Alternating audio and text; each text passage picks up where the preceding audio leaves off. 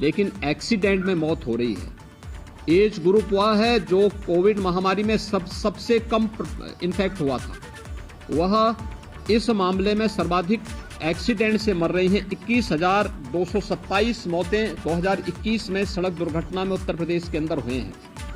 इसका कारण over speeding भी है और इसके साथ ही ब्लैक स्पॉट भी इसके मुख्य कारण हैं। डग्गा मार जो बसेज हैं वह भी उसके कारण हैं। सड़क के किनारे बेतरतीब चल रहे टैक्सी स्टैंड, बस स्टैंड और जो वहां पर लोगों ने तमाम प्रकार के अवैध पार्किंग स्थल बना दिए गए हैं, यह भी है। और शहरी क्षेत्रों में या नगरीय क्षेत्रों में या सड़क के किनारे जो बस्तियां हैं वहां पर अतिक्रमण भी इसका कारण है। इसलिए संयुक्त रूप से इस पूरे कार्यक्रम को केवल परिवहन विभाग का कार्यक्रम नहीं है, हमने इसलिए गृह विभाग को इसकी ओवरऑल मॉनिटरिंग करने की जिम्मेदारी दी है। गृह विभाग पीए सिस्टम के साथ साथ ट्रैफिक पुलिस को भी ठीक करेगा। ट्रैफिक पुलिस के साथ ही हमारे यहाँ अगर कोई अवैध रूप से वाहन सड़क के किनारे खड़ा कर रहा है किया है तो वहाँ पे क्रेन जाकर के उस वाहन को सीज करने और उसके खिलाफ कार्रवाई करने के लिए भी हम लोग सेकंड उसमें कार्रवाई आगे बढ़ाएंगे। परिवहन विभाग की जिम्मेदारी इसमें बहुत महत्वपूर्ण हो जाती है। आपने अभी गाजियाबाद की दुखद घटना देखी होगी जिसमें स्कूली बस से एक बच्चे का सिर बाहर होने के बाद 11 वर्ष के उस बच्चे की दुखद मृत्यु होती है। दुखद मृत्यु के बाद जब बस का फिटनेस के कागज मांगेगा तो उसकी फिटनेस ही नहीं थी। ये परिवहन विभाग की पहले प्राथमिक जिम्मेदारी थी कि हर एक बसेज का स्कूल कॉलेजेस खुलने के पहले हम सुनिश्चित करें कि उनके पास अपने वाहनों की फिटनेस सुनिश्चित हो। लापरवाही हुई, उसमें जवाबदेही भी तय की गई। परिवहन विभाग को इस बात को सुनिश्चित करना होगा कि सभी प्रकार के बसेज का, ये स्कूली बसेज हों, प्राइवेट में कॉन्ट्रैक्ट कैरेज में चलने वाली बसेज हों या फिर परिवहन विभाग के साथ संबद्ध बसेज हों या फिर उत्तर प्रदेश परिवहन निगम के द्वारा संचालित वाहन हो या ट्रक हो, 4 व्हीलर हो, 2 व्हीलर हो, इनको नियमित रूप से इनकी चेकिंग करना और ट्रैफिक के नियमों का पालन करवाने की व्यवस्था इनसे सुनिश्चित करना, यह परिवहन विभाग सुनिश्चित करें। उनकी जो फील्ड में तैनात जो भी उनके अधिकारीगण हैं वे इसको सुनिश्चित करवाएं। पुलिस की मदद भी लें, ट्रैफिक पुलिस की मदद भी करें। ओवरलोडिंग को रोकना, सड़क के किनारे कोई ट्रक, कोई बस अवैध रूप से पार्किंग न करें और सभी जिलाधिकारी और पुलिस अधीक्षक इस बात को सुनिश्चित कर लें। उप जिलाधिकारीगण भी और डिप्टी एसपी भी इस वीडियो कॉन्फ्रेंसिंग के साथ जुड़े होंगे, वे इस बात को नोट करेंगे किसी भी सड़क पर, वह हाईवे हो, स्टेट हाईवे हो, एक्सप्रेसवे हो, जिला मार्ग हो, नगरीय चौराहा हो या कोई भी अन्य स्थल हो, अवैध bus stand, taxi stand, 3 wheeler stand, rickshaw stand या कोई भी इस प्रकार की अवैध गतिविधि नहीं चलनी चाहिए। स्टैंड का मतलब सड़क के किनारे उसके पास पर्याप्त मात्रा में पार्किंग का स्पेस हो, वहां आने वाले यात्रियों के लिए कुछ बुनियादी सुविधाएं हो, महिलाओं के लिए, पुरुषों के लिए टॉयलेट हो, पेयजल की सुविधा हो, बैठने की व्यवस्था हो, तो कोई व्यक्ति स्टैंड के नाम पर तब वहां पर प्रशासन से अनुमति लेकर के तब तो स्टैंड की फीस वसूल कर सकता है। लेकिन अगर सड़क पर कोई करता है तो उस पर अवैध रूप से संचालित इस प्रकार के सभी वो अगले 24 घंटे के अंदर बंद होने चाहिए। बंद होने के साथ ही हमें सुनिश्चित करें कि अगर कोई व्यक्ति इस तरीके के उसको करने का अभ्यस्त है तो उसमें एफआईआर लॉन्च करके, गैंगस्टर के अंदर एफआईआर लॉन्च करके उसमें फिर हमें उसकी पूरी संपत्ति को जब्त करना चाहिए। उसने इस प्रकार के अवैध वसूली से जो पैसा कमाया है वह राजकोष में वो पैसा आना चाहिए, इसकी कार्रवाई हमारी आगे बढ़ जानी चाहिए। इसलिए अवैध रूप से स्टैंड नहीं चलेंगे। लखनऊ अगर हम अयोध्या की ओर से आते हैं या बाराबंकी की ओर से आते हैं या कानपुर की ओर से आते हैं, कई किलोमीटर तक हम लोग देखते हैं ट्रक्स खड़े हैं, हाईवे के किनारे क्यों खड़े हैं? बहुत बार एक्सीडेंट के कारण भी बनते हैं ये। सड़क के किनारे कोई वाहन खड़ा नहीं होगा। नियमित पेट्रोलिंग करना, परिवहन विभाग और गृह विभाग इस बात को सुनिश्चित करेंगे, पेट्रोलिंग सुनिश्चित करते हुए सड़क के किनारे कोई भी इस प्रकार के वाहन खड़े नहीं होंगे, उनके लिए पार्किंग का स्पेस उपलब्ध करवाइए, अन्यथा वो सड़क पर चलते रहें। ढाबा भी अगर पार्किंग के लिए स्पेस नहीं है तो ढाबा को भी, इस प्रकार के अवैध ढाबों को भी आप सड़क के किनारे से हटाएंगे। एक्सप्रेस हाईवे हो, पीडब्ल्यूडी से जुड़े हुए मार्ग हो, नगर विकास से जुड़े हुए हो या किसी भी अन्य विभाग से जुड़े हुए मार्ग हो, अवैध अतिक्रमण इनमें से सब जगह हट जाना चाहिए। हर हाल में हम इस बात को सुनिश्चित करें, ये सभी संबंधित विभाग इसके साथ जुड़ेंगे। मुझे आश्चर्य होता है कि बच्चों को पहले स्कूलों में ट्रैफिक के नियमों के बारे में जानकारी बताई जाती थी। आज ये सभी चीजें पाठ्यक्रम से एक प्रकार से नदारद सी हो चुकी हैं। मैंने प्राथमिक शिक्षा, माध्यमिक शिक्षा, उच्च शिक्षा, इन सभी से मैंने कहा था कि हर जनपद में प्रधानाचार्यों की ट्रेनिंग का एक कार्यक्रम, मुझे विश्वास है कि सभी जगह हुआ होगा।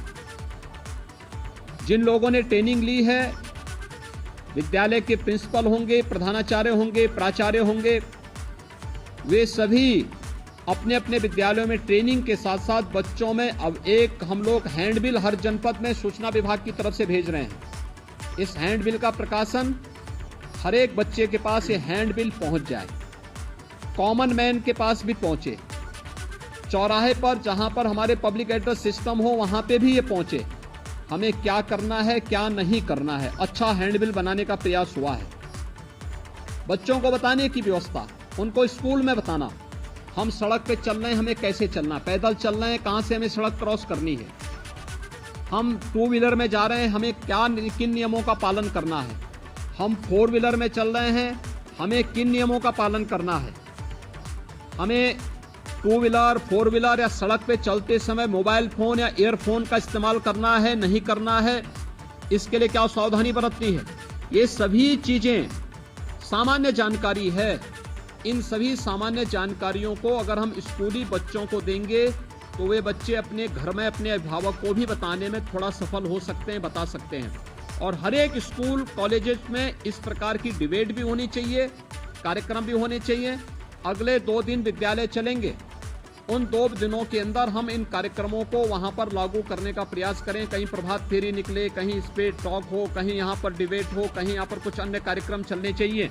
ये स्कूल कॉलेजेस की एक जिम्मेदारी बनती है और इसके बारे में हमें प्रतियोगी कार्यक्रम भी वहां पर आगे बढ़ाने चाहिए। इसके अलावा हम इसमें तमाम अन्य संगठनों का भी सहयोग, स्वयंसेवी संगठन होंगे, सड़क सुरक्षा से संबंधित जानकारी देने वाले तमाम अन्य सामाजिक संगठन होंगे, उनका भी हम इसमें मदद लें। इसमें हम लोगों से इस बात को सुनिश्चित करें कि सड़क स्टंट करने की जगह नहीं है। ओवर ब्रिजेज या फ्लाईओवर के ऊपर जो स्टंट होते हैं, जो युवा स्टंट कर रहे हैं अपने बाइक से, हर हाल में इसको रोकना। बाइक से चल रहे हैं तो हेलमेट अनिवार्य करने की आवश्यकता है, बताने की आवश्यकता। 1 सप्ताह अवेयरनेस के कार्यक्रम चलाइए, पहले अवेयरनेस और फिर अगर अवेयरनेस के बाद आपको लगता है कि अब हमें इन्फोर्समेंट की आवश्यकता होती है तो उसके बाद फिर हमें इस कार्यक्रम को उसके बाद फिर आगे बढ़ाना चाहिए। इसलिए पब्लिक एड्रेस सिस्टम को सक्रिय करने और उनका उपयोग करने के लिए ही हमने इस बारे में कहा। हैंडबिल का वितरण, होर्डिंग्स लगाना, हर एक जनपद में, हर एक चौराहे पर, हर एक स्तर पर सूचना विभाग से इसके बारे में पूरी जानकारी लेकर के सावधानी बरतने की, जिससे अच्छे होर्डिंग्स परिवहन विभाग के द्वारा, गृह विभाग के द्वारा, नगर विकास विभाग के द्वारा, पीडब्ल्यूडी के द्वारा, अन्य सभी संबंधित शिक्षा विभाग के द्वारा, इनके द्वारा हर एक स्तर पर लगाने की आवश्यकता है। इसके पोस्टर बनाए जा सकते हैं, एलईडी में, एफएम रेडियो पर, लोकल स्तर पर इसके हम तमाम कार्यक्रम इसके आगे बढ़ा सकते हैं। ये चीजें हम सुनिश्चित करें। परिवहन विभाग इस बात को सुनिश्चित करे कि जो वह ड्राइविंग लाइसेंस देते हैं हम ऑनलाइन तो दें, लेकिन इस बात को सुनिश्चित करें कि ट्रैक पर भी हम उनकी एक बार देखें कि वह इस योग्य है कि नहीं है कि हम उसे ड्राइविंग लाइसेंस दे सकें। अन्यथा खैरात के भाव बांटने की वो बंद करिए और आरटीओ के कार्यालय दलालों से मुक्त हो। किसी भी प्रकार की दलाली की गतिविधि वहां न चले, इस बात को भी हर एक जनपद में जिलाधिकारी और पुलिस अधीक्षक की टीम सुनिश्चित करें। ओवरलोडिंग को रोकने की कार्रवाई, जहां से ओवरलोडिंग हो रही है उसी केंद्र पर रोकना। ऐसा नहीं कि आप सड़क पे लेके आ रहे हैं और सड़क पर लेकर आने के बाद फिर सड़क पर अवैध रूप से जाम लग रहा है, लंबा जाम में लोगों को फंसना पड़ रहा है। जहां से हो रहा है वहां से आप बोलिए कि 5 टन की क्षमता है, तो उसमें 15 टन नहीं जाएगा या 10 टन नहीं जाएगा। जितनी क्षमता होगी उसी हिसाब से आप उसको रिलैक्सेशन दे सकते हैं, लेकिन उससे ज्यादा नहीं। सड़कें खराब होती हैं और फिर उसके बाद जहां मर्जी आती है वहां वो अपना ट्रक और अपना वाहन खड़ा करके शेष अन्य लोगों के भी आना जाने को पूरी तरह बाधित करते हैं।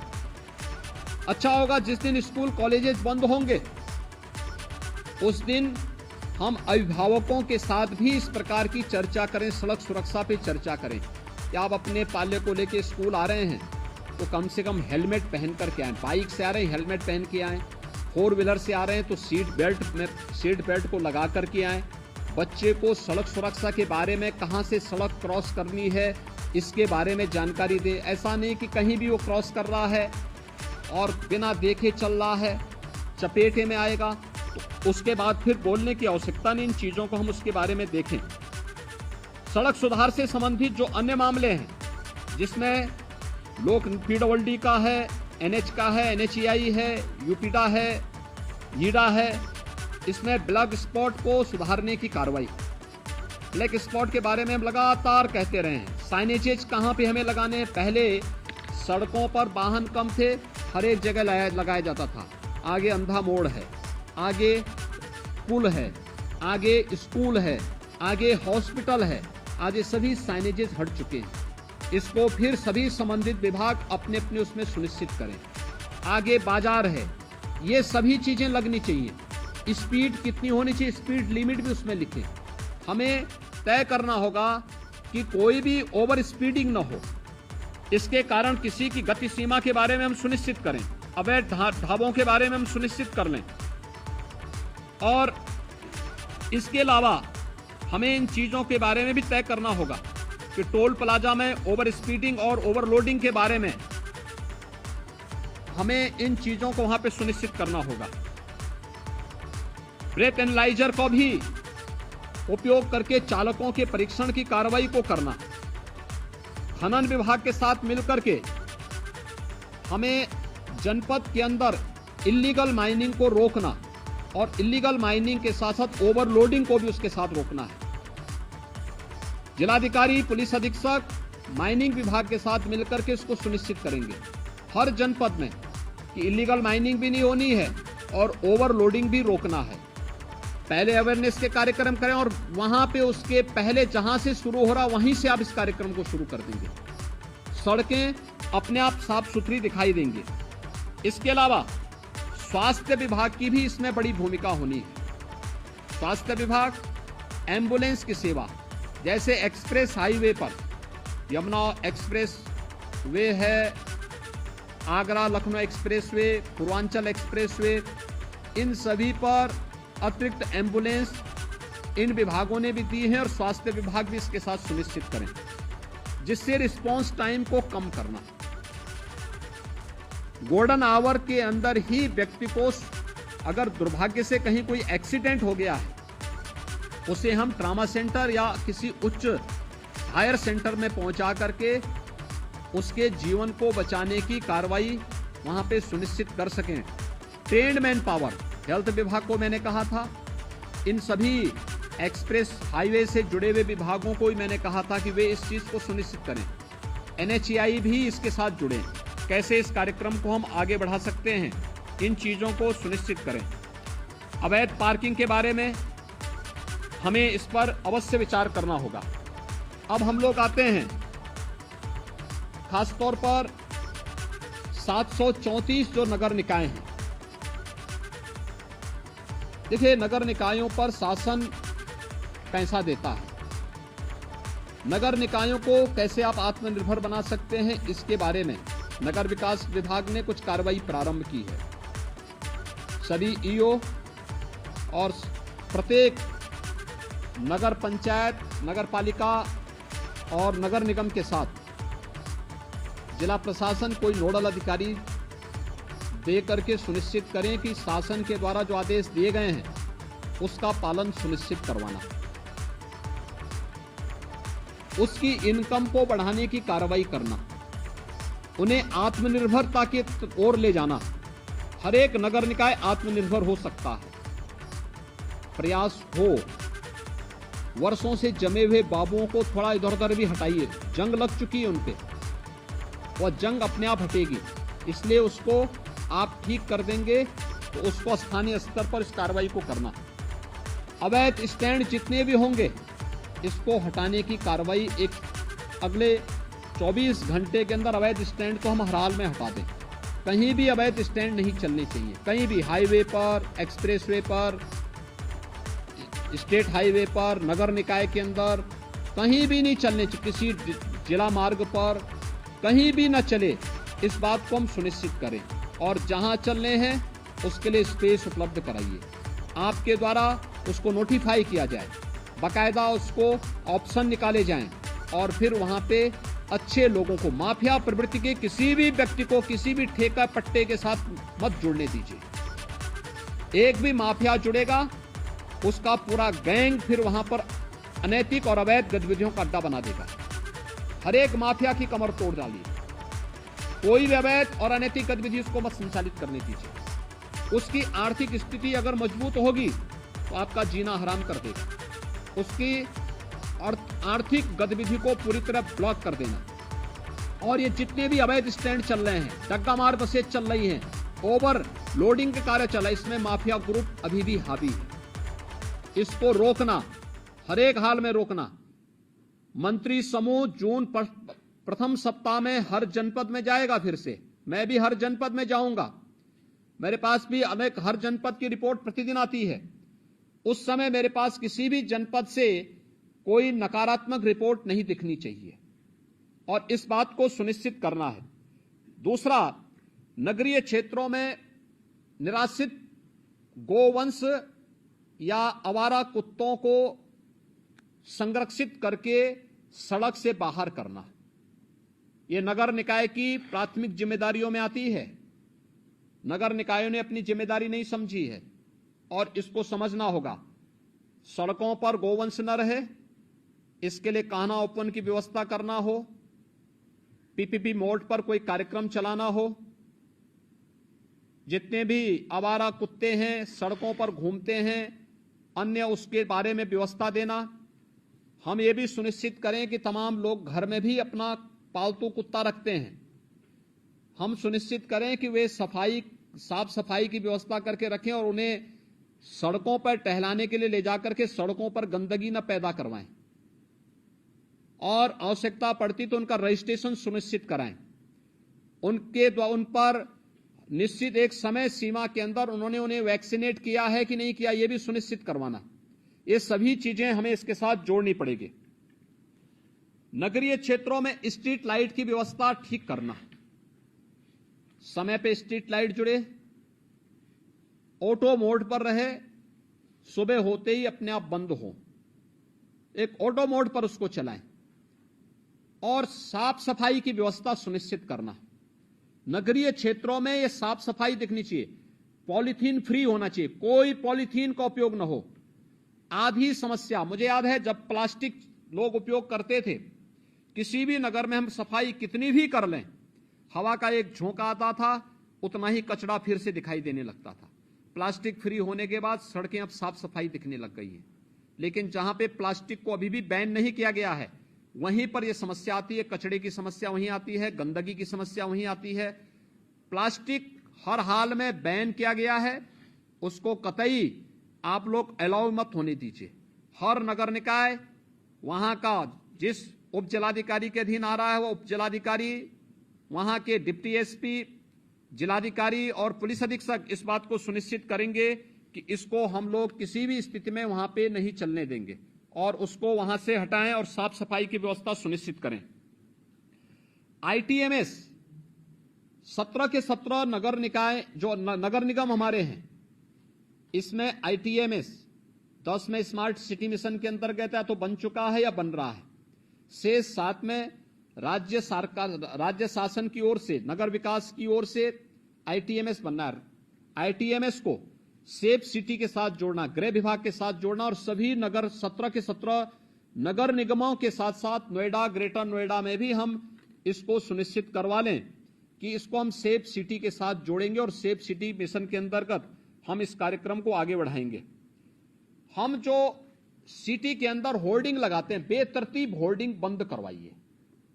देखिए, स्मार्ट सिटी मिशन की एक शर्त है ये कि बेतरतीब होर्डिंग हटनी चाहिए और हमें हर हाल में इसको सुनिश्चित करना होगा। हर एक नगर निकाय के अंदर हम इसको सिस्टम के साथ जोड़ें। हम वहां पर इस बात को सुनिश्चित करें कि कहां पे हमारी होर्डिंग लगनी है, कहां पे हम लोग उसको स्क्रीन के साथ जोड़ सकते हैं, कहां पर हम उसको अन्य उसके साथ जोड़ सकते हैं, जिससे नगर के अंदर घुसते ही अच्छा दिखाई दे। कोई भी नगर निकाय ऐसा होना चाहिए जो आपका वहां की स्वच्छता ही वहां का पहला प्रतीक बन जाए। नगर निकाय के कार्यालय, वहां का भवन उस पूरे नगर निकाय के बारे में एक जानकारी दे सके, इसलिए उस पर ध्यान देना। उन वहां को जोड़ने वाली सड़कों को ठीक रखना, उसके सुंदरीकरण की प्लानिंग करना, उसको बेहतर तरीके से आगे बढ़ाना, जेब्रा क्रॉसिंग के निर्माण की कार्रवाई को सुनिश्चित करना। पूरे स्टेट के अंदर हमें सुनिश्चित करें और खासतौर पर नगर निकाय के अंदर उससे जुड़े हुए अन्य मार्गों पर भी कि जो हमारे स्पीड ब्रेकर बनते हैं सड़कों पर, ये कमर तोड़ू न बनाए, ये टेबल टॉप स्पीड ब्रेकर बने। अगर कोई बीमार व्यक्ति है उसको भी परेशानी नहीं होगी, लेकिन साथ साथ हम अगर मार्किंग करते हैं वहां पर तो स्पीड अपने आप लिमिट हो जाती है। लेकिन जब वह कमर तोड़ू बनाते हैं तो कोई बीमार व्यक्ति जा रहा है उसके लिए बड़ा, या कोई बच्चा है, कोई गर्भवती महिला है, उसके लिए खतरनाक हो सकता है। इसलिए हमें पीडब्ल्यूडी को भी, नगर विकास को भी और अन्य सभी संबंधित विभागों को यह सुनिश्चित करना होगा कि कहीं भी हमें ये कमर तोड़ू स्पीड ब्रेकर नहीं दिखने चाहिए। इनको हटा दीजिए, जितनी जल्दी हटाइए उसको, हटा करके वहां पर हम, क्योंकि जब आप इस प्रकार की स्पीड ब्रेकर देते हैं तो उस स्पीड ब्रेकर से बचने के लिए लोग साइड से जाते हैं और फिर वहीं एक्सीडेंट का कारण भी बनता है। ये भी एक ब्लैक स्पॉट है आपका, ये जो आपके द्वारा दिया गया है। यानी ब्लैक स्पॉट केवल सड़क इंजीनियरिंग की खराब स्थिति का मुख्य कारण नहीं होता है, ब्लैक स्पॉट का कारण एक गलत स्पीड ब्रेकर भी होता है। इसलिए स्पीड ब्रेकर टेबल टॉप होने चाहिए, जिससे कोई भी व्यक्ति वहां जाए आसानी से, स्पीड कम करते हुए बहुत आसानी से उसको पार कर लेता है, और उस पर भी हमें ध्यान देना होगा। नगरीय क्षेत्रों में हमारी जो परिवहन की व्यवस्था है, सिटी बस सेवा है, इसको लोगों के लिए सरल बनाना, सुलभ बनाना और सुरक्षित भी बनाना। इलेक्शन के दौरान मैं कानपुर के अंदर देख रहा था, 2 बार वहां पर एक्सीडेंट हुआ, और एक बार तो जो सिटी बस सेवा, वहां पे इलेक्ट्रिक बस सेवा है, उससे जुड़ा हुआ व्यक्ति ने जबरदस्ती 6 लोगों को कुचला था वहां पे। और उस दौरान कानपुर के अंदर प्रशासन की संवेदनशीलता देखने को मिल रही थी कि कितनी तेजी के साथ वे लोग वहां जा रहे थे। यानी मुझे यहां से इलेक्शन के बावजूद मुझे बोलना पड़ा कि आप लोग वहां क्यों नहीं पहुंचे। 11-12 घंटे के बाद फिर उनकी उपस्थिति वहां हो रही। ये दिखती है कि हम कितने संवेदनशील हैं। नगर निकाय इस बात को सुनिश्चित करें कि सिटी बस सेवा को संचालित करने वाला जो ऑपरेटर है, उससे जुड़े हुए जो भी लोग हैं, हमें उनकी पुलिस वेरिफिकेशन जरूर करानी चाहिए। किस पृष्ठभूमि के हैं, आपराधिक मानसिकता के तो नहीं है, क्योंकि कानपुर में जो भी घटना घटित हुई ये आपराधिक मानसिकता की दृष्टि से हुआ था। और इस प्रकार की आपराधिक गतिविधियों को रोका जाना चाहिए। 6-6 लोग कुचले जा रहे हैं सिटी बस सेवा से, ये बहुत दुर्भाग्यपूर्ण स्थिति है और ये चीजें नहीं स्वीकार की जानी चाहिए। इसलिए इन बातों को सुनिश्चित तो हमें करना होगा, ये परिवहन की दृष्टि से हम लोग सिटी के अंदर करें। अब जो हम लोगों को नगर के अंदर करना है, बहुत महत्वपूर्ण कार्य है ये। 2 कार्यों के लिए हर एक नगर निकाय के अंदर, बड़े नगर निगम है, जिलाधिकारी, पुलिस अधीक्षक, व्यापार मंडल के साथ अलग अलग बैठक करें, स्ट्रीट वेंडर के साथ बैठें, नगर आयुक्त को भी अपने साथ ले लेंगे, एडीएम सिटी होंगे, सिटी मजिस्ट्रेट होंगे, एसपी सिटी होंगे, इनको भी अपने साथ ले लेंगे और इनके साथ बैठक करके, अलग अलग क्रम में बैठक करके हमें सुनिश्चित करें कि कोई भी व्यापारिक प्रतिष्ठान सिटी के अंदर अपनी परमिसेस के अंदर ही रहेगा, उससे बाहर न हो। सड़कें खाली दिखनी चाहिए। सड़क में लोग अपना अंदर का सामान सड़क पे रख करके नहीं बेचेंगे, किसी को भी हम सुनिश्चित करवाएंगे। और अपनी परमिसेस में रह करके हम पहले बातचीत करें, संवाद बनाएंगे। इस संवाद के दौरान हमें इस बात के लिए भी उनको तैयार करना होगा। 2 चीजें हो सकती हैं, हर एक क्षेत्र में अलग अलग व्यापार मंडल होते हैं, उनको भी विश्वास में लीजिए, उनके साथ बैठना, संवाद बनाना और उनसे 2 अनुरोध करना। एक, सुरक्षा के बारे में, रात्रि के लिए अगर गार्ड वे लोग भी रख सकें, वे 500-600 दुकानें हैं, अगर वे लोग महीने में 100-100 रुपया भी जमा करेंगे तो 500 रुपए में एक बड़ी राशि खड़ी हो सकती है। 2 गार्ड वे लोग रात्रि के लिए खड़ी कर सकते हैं और उनको पुलिस से वेरिफिकेशन अगर आप करा देंगे, पुलिस के साथ उनकी तालमेल होगी तो रात्रि के लिए। दूसरा, सीसीटीवी कैमरा, बड़े प्रतिष्ठान में सीसीटीवी कैमरा लगाना, हर बैंक में, हर वित्तीय संस्थान में, हर बड़े व्यावसायिक प्रतिष्ठान में सीसीटीवी कैमरे की आवश्यकता और इसको उनके साथ लगवाना। दूसरा, व्यापारिक गतिविधि अपने परमिसेस के अंदर ही होगा, बाहर सड़क पे नहीं। सड़क में सामान फेंक करके, फैला करके लोग जो बेचते हैं, इसको हर हाल में अगले 1 सप्ताह के अंदर हमें इसे समेटना होगा और वे अपने परमिसेस के अंदर करेंगे। पार्किंग की व्यवस्था सुनिश्चित करना, हर एक जगह सड़कों पर पार्किंग न हो। 2 व्हीलर, 4 व्हीलर या बसेज खड़ी करने की जो परंपरा है, इसको रोकें। कॉमन मैन को चलने के लिए सड़क आप दीजिए। दूसरा, स्ट्रीट वेंडर के साथ संवाद बनाना। जितने स्ट्रीट वेंडर हैं प्रदेश के अंदर, हमने लगभग 8 लाख स्ट्रीट वेंडर ऐसे हैं जिस स्ट्रीट वेंडर को हम लोगों ने पीएम स्वनिधि की योजना के अंतर्गत जोड़ा है। मेरा मानना है प्रदेश के अंदर स्ट्रीट वेंडर की संख्या लगभग 15 लाख से के आसपास है। ये सभी स्ट्रीट वेंडर के साथ बैठना, अलग अलग मार्केट में अलग अलग स्ट्रीट वेंडर का ग्रुप काम करता है। कोई रेलवे स्टेशन के पास करता है, कुछ बस स्टैंड के पास काम करता है, कोई अन्य जगह काम करता है। स्ट्रीट वेंडर के साथ भी बैठने की व्यवस्था करना और स्ट्रीट वेंडर के साथ बैठक करके इनके व्यवस्थित पुनर्वास को सुनिश्चित करना। मैंने पहले भी कहा था, हर एक स्ट्रीट वेंडर का रजिस्ट्रेशन आप सुनिश्चित करवा दीजिए। हर एक स्ट्रीट वेंडर का अगर रजिस्ट्रेशन है तो उसका व्यवस्थित पुनर्वास भी करना। व्यवस्थित पुनर्वास, नगर निकाय की तमाम लैंड खाली पड़ी होंगी, वहां पर आप ले जाइए और वहां पर उन लोगों को सुनिश्चित करिए। सड़क के किनारे न हो, पटरी के किनारे न हो, नाली के किनारे कुछ भी नहीं होना चाहिए। मैं देख रहा हूं बहुत सारे नगर निकायों में बाहर से आने वाले तमाम लोगों ने डेरा जमा लिया है, उन्होंने झोपड़ी बना ली है नालियों के ऊपर और वहां पर अवैध रूप से वे लोग रह रहे हैं और उसमें से बहुत सारे लोग तो अवैध गतिविधियों में भी लिप्त हैं, खासतौर पर जो डकैती की घटनाएं होती हैं। याद करिए, अभी हम लोगों ने लखनऊ में 2 वर्ष पहले जो रैकेट पकड़ा था, वो रैकेट था बांग्लादेश का और वही लखनऊ में डकैती डाला था। लखनऊ के बाद फिर अलीगढ़ में डाला था, अलीगढ़ के बाद फिर उसका हाथरस में, फोन उसका हमारे सर्विलांस में आ गया था और फिर उसका एक व्यक्ति, उसके साथ का एक व्यक्ति बांग्लादेश वापस भी पहुंच गया था।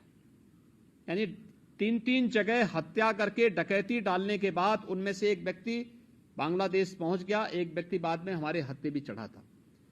यानी ये चीजें दिखती हैं कि हम लोग कैसे आंखें बंद करके चलते हैं। सड़क के किनारे कौन डाल रहा है झोपड़ी, कोई पता नहीं होता हम लोगों को। लोकल स्तर पर जवाबदेही सुनिश्चित करें। नगर निकाय अपना एक अधिकारी तैनात करें और पुलिस की जो लोकल पुलिस है, लोकल थाना, उसकी जवाबदेही सुनिश्चित करें। एक बार अतिक्रमण हट गया है, व्यवस्थित पुनर्वास हो गया, दोबारा अगर कोई झोपड़ी डाल रहा है, दोबारा कोई वहां पे अतिक्रमण कर रहा है, उसी समय उसके खिलाफ कार्रवाई सुनिश्चित करिए। जो व्यक्ति पुलिस का हो, नगर निकाय का हो, उस क्षेत्र में स्वच्छता के साथ जुड़ा होगा या उस क्षेत्र का इंस्पेक्टर होगा, कोई तो सुपरवाइजर होगा, कोई तो होगा। ऐसा तो है नहीं कि नगर निकाय इतना बड़ा उसके पास मैन पावर है और उसका कोई व्यक्ति सुपरविजन करने वाला नहीं है। यह हम सुनिश्चित करें कि कोई भी व्यक्ति फिर से वहां पर वो न करने पाए। ये अवैध गतिविधियों का केंद्र बिंदु नगर निकाय के किनारे, सड़क के किनारे झोपड़ी डाल करके दिन भर वहां पर लोग अपनी तमाम गतिविधियों को संचालित कर रहे हैं, ये कतई नहीं हो सकता। और संवाद बना करके, जो पहले से चले आ रहे स्ट्रीट वेंडर हैं, संवाद बनाइए और फिर उनको 2-3-4 स्थान दिखाइए। तमाम स्पेस हैं आपके पास, उन स्पेस में से किसी एक जगह व्यवस्थित पुनर्वास करिए। उनके लिए छोटे छोटे अगर आप लोग वहां पे दुकानें बना सकते हैं, कुछ अच्छे मॉडल खड़ा कर सकते हैं, उनको एक निश्चित किराए के साथ, महीने में आप 50 रुपए 100 रुपए, नगर निकाय की इनकम भी बढ़ेगी, सफाई कर्मी दे दीजिए और वे व्यवस्थित रूप से वहां बसेंगे। सब्जी मंडी है या कोई भी इस प्रकार की मंडी है, उसको भी व्यवस्थित रूप से करना, सफाई के साथ जोड़ना, एक सिस्टम के साथ जोड़ना, अपनी परमिसेस में ही उसकी अनुमति देना। कहीं ट्रांसपोर्ट नगर है, ट्रांसपोर्ट नगर जहां है वहीं से ट्रांसपोर्ट की गतिविधि हो। सिटी के अंदर कब आना है, कब उन्हें अपलोड करना है, कब डाउनलोड करना है, इन सभी चीजों को एक निश्चय उसके साथ आप बना करके तय करें और संवाद बना करके तय करें। व्यापार मंडल को विश्वास में लीजिए, चैंबर ऑफ इंडस्ट्रीज को लीजिए, चैंबर ऑफ ट्रेडर्स को विश्वास में लीजिए, स्ट्रीट वेंडर को व्यवस्थित पुनर्वास के लिए उनको विश्वास में लीजिए। और देखना चाहिए कि अगले 15 दिन के अंदर प्रदेश के अंदर कोई भी नगर निकाय के अंदर हम जाएं, कोई माननीय मंत्री जाएं, तो साफ सुथरा दिखना चाहिए, एक सिस्टम दिखना चाहिए, स्वतःस्फूर्त भाव के साथ गतिविधियां चलती हुई दिखाई देनी चाहिए। स्मार्ट सिटी के पीछे प्रधानमंत्री जी की जो मंशा है कि हमारी सिटी कैसे दिखनी चाहिए, उस प्रकार की मंशा को आप वहां पे पूरा कर सकते हैं। और इसको लागू करने के लिए आज मैंने ये वीडियो कॉन्फ्रेंसिंग में आप सबको बुलाया है और इसमें